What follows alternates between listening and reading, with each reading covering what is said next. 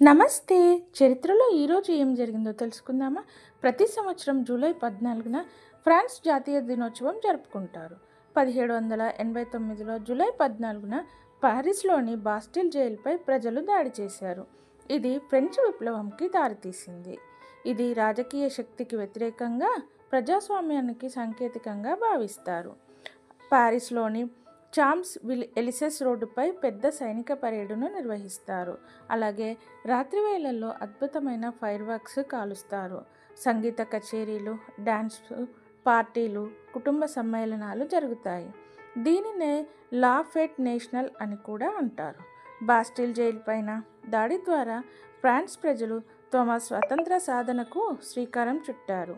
అందుకే ప్రతి సంవత్సరం జూలై 14న జాతీయంగా ఘనంగా జరుపుకుంటారు. ఈ ఇన్ఫర్మేషన్ మీకు వద్దు అనిపిస్తే ఈ వీడియోకి ఒక లైక్ చేయండి, షేర్ చేయండి, కామెంట్ చేయండి. అలాగే సబ్స్క్రైబ్ చేసుకొని నా ఛానల్ని ఫాలో అవ్వండి. Thank you.